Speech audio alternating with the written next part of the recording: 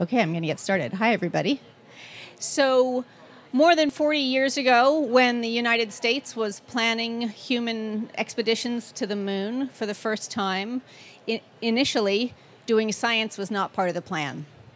But luckily, geoscientists got involved in the program and helped to convince and helped to plan out a careful scenario for bringing back lunar samples, understanding where they came from on the moon, and then doing analysis of them. And as a result, we have a paradigm-shifting new knowledge of the lunar surface, its composition, how lunar rocks are formed as compared with terrestrial rocks, and we're still continuing to learn more from those lunar samples. So I bring this up because this really stresses the importance of incorporating science as part of human exploration, because there's just, as I said, paradigm-shifting studies to make about bodies in the solar system. So, I'm going to tell you about TREX. And my thing is not shifting either. No. Should I do this? Okay. So TREX is a NASA survey node. TREX stands for Toolbox for Research and Exploration. And survey is NASA's Solar System and Exploration Research Virtual Institute, which is a little bit of a mouthful. But what we are is survey is a bunch of virtual teams distributed around the country and also involving international partners. TREX is a team of about 33 scientists, again, mostly in the U.S., but we have international partners that we work with. And we are working to combine science with exploration at our key solar system targets. Survey targets include the moon, near-Earth asteroids, such as Itokawa and Eros, and also the Martian moons, Phobos and Deimos. Why these targets? Because we expect that these are going to be the next locations of human exploration in the solar system. And so TREX is really working to maximize success at these exploration targets in the missions and by minimizing risk. So, one of the big things that we're studying is dust. All of these airless bodies that we're talking about, near-Earth asteroids, Martian moons, the Earth's moon, they're all covered in dust.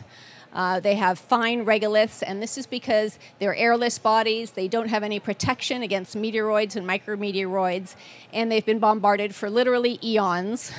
Their rocky surfaces have been, and so their surfaces have been pulverized into dust.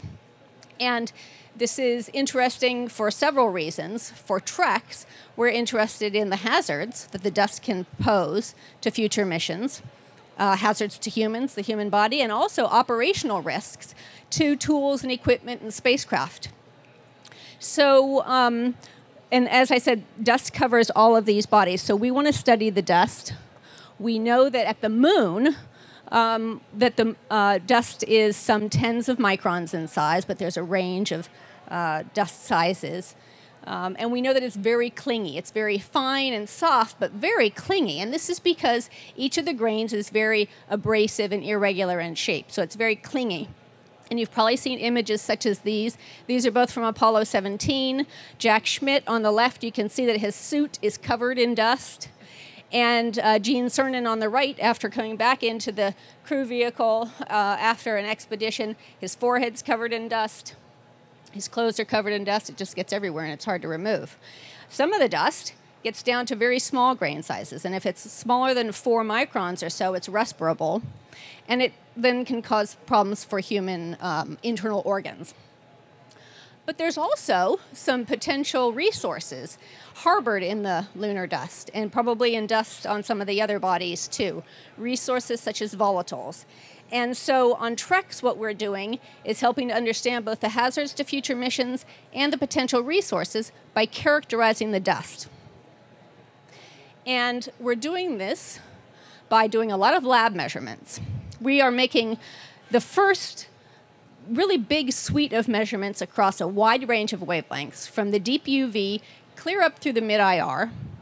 And we're making measurements of dust, fine grains, on the order of 10 microns in size, and also under environmental conditions, so in vacuum and under a range of temperatures that are applicable to these airless bodies that can go from very cold to very hot.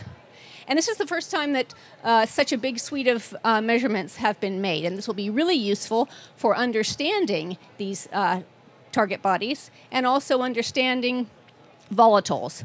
Volatiles, in particular, such as water. OH and H2O are really important to try to harvest at these targets so that we can create water for drinking, make fuel, and make oxygen for breathing. We know that there's water on the moon. We're mapping it out with TREX, and we're understanding how it moves around on the surface and mapping it out so that future missions can go and access it and use it in situ resource utilization, use that water. And we're also, I should mention, we're also studying spacecraft data to map it out and incorporate our lab data to really understand the fine grains and the water. And we're also taking our show on the road and doing field work with a rover so we can simulate conditions, taking a rover out onto a small body, a volatile-rich small body, making measurements, incorporating our lab data into software that is for automated sample selection so that we can practice for in the future. And so we're going to go to a few different sites and pretend and practice for future missions with the appropriate instrumentation. So we invite you to come along with us as we work to prepare for future astronaut footprints in the solar system. Thank you. And I'll take a few questions.